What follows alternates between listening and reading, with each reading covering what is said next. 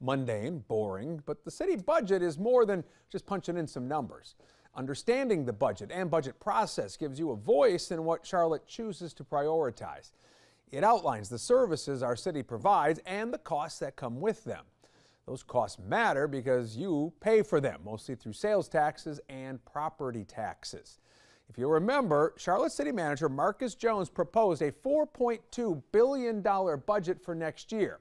To reach that goal, the manager is suggesting this. So what I'm recommending is a 1.5 cents property tax increase, okay? All right, so what does a 1.5 cent increase actually mean for you? We crunched some numbers for you. The city says a typical homeowner will pay around $54 more a year. That's if your home is worth $360,000. Now in April, keep in mind, the median sales price in Charlotte was about $430,000, so taxes there would go up $64.50. If your home is worth $500,000, you're looking at a $75 increase. And if your home is worth more than that, $750,000, your taxes are going to go up $112.50. So what are you getting for your money? Here's what the city manager told us. If you start to think about this tax increase, about 9/10 of a cent, this 1.5 cents, is related to public safety. So I believe that when you start to think about public safety, you start to think about affordable housing, you start to think about transportation, I believe I've given council at least a starting point to discuss whether or not we want to stay where we are or do something that's scalable and something that we can implement throughout the city. Now, hourly city workers will get a pay raise, 5% in all. Top pay is also being increased 5% for police officers, sergeants, fire engineers, and fire captains, a move council seems to support. Now, the city's budget plans for a minimum salary for full-time employees to be $23 an hour. So that'd be around $47,840 a year.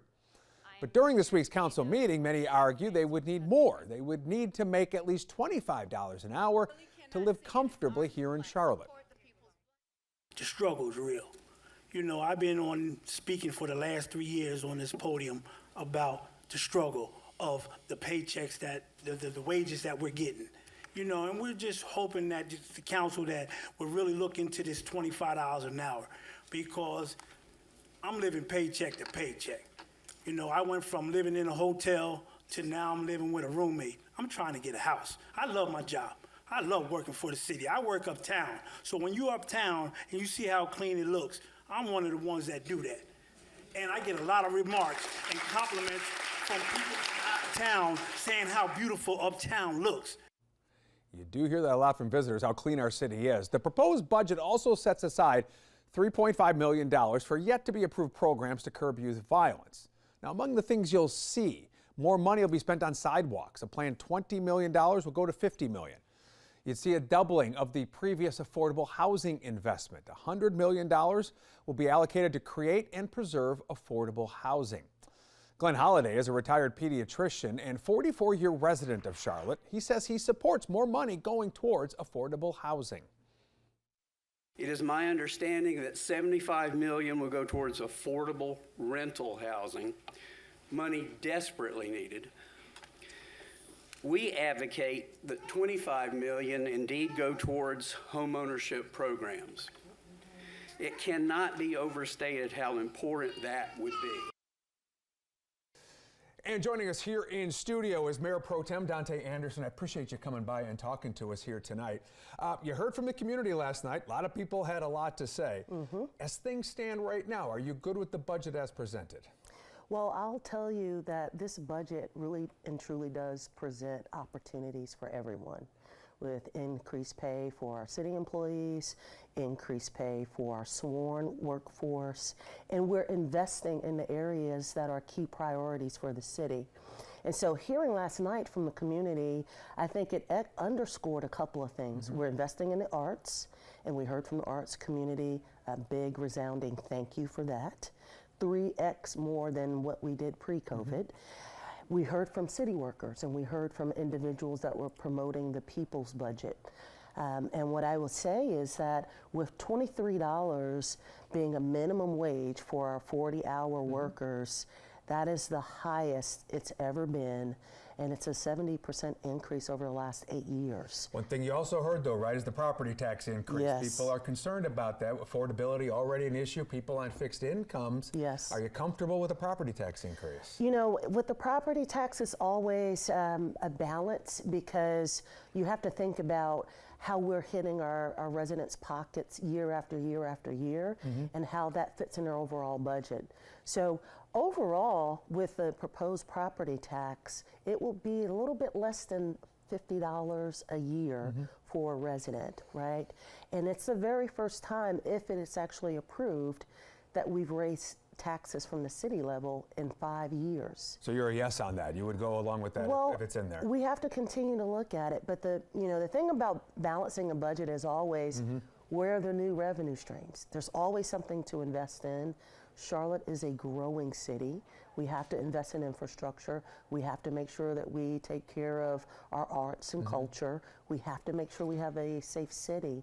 And so when we look at where the additional revenue streams are, it's really difficult, you know? So I'm not going to say I'm a solid yes yet, Right. but I'm not a solid no either. You mentioned the pay raises for city workers up to what, about $23 an hour, I think, as a minimum for this. Is that enough yet? Is that a living wage in our community, given with rent and everything else that we're dealing with? You know, it is. Yes, it is right there. It's right there around the living wage. So, and the $23 an hour is for our employees that are 40-hour employees, just so that we're clear, Sure. right? But yes, it comes out to a little over $47,000 a year. And so if you have a two-person working home, and let's say both of them work for the city of Charlotte, you know, you're sitting at right under $100,000 a year if you have two people in the home who are city of Charlotte employees. You obviously also hear a lot from constituents. It's just about that affordability issue, It right? is. The average rent, $1,400 a month for a lot of families. Is there enough in this budget to tackle that problem? You know, I think so, because we're tackling it from a multi-pronged approach. So, of course, taking care of salaries, but then also investing in affordable housing, investing in opportunities for city workers, CMS workers, and county workers to have an opportunity for home ownership, where we're putting dollars into a budget that's going to allow them with down payment assistance. And so it's that balance. Obviously, we saw what happened here a couple of weeks ago with losing the 4 officers in our community, and public safety is obviously top of mind. There is money in there for an increase, you know, there as well to hire more. Yes. Are we doing enough on the other side of it when it comes to the prevention, the youth violence that has been such a problem in our community? You know, it really is a problem, and we have worked on that in the city from a committee perspective, and we are looking at a holistic approach. And so we can't solve it alone, right? So we have to work with our county counterparts. We have to work with faith-based leaders. We have to work with nonprofit organizations, and we're doing that. But having said that, inside of the budget, you will see that our CMPD officers are right at the point now where we're recruiting more than we're losing in terms of retirement. We're making sure that they have great salaries, and then we're taking more off of their plate. So we have some anti-violence prevention programs that we're standing up and investing in and expanding. We're also brought on some civilians to help with things like car crashes, which frees up our sworn workforce so they can really and truly focus on what they need to focus on.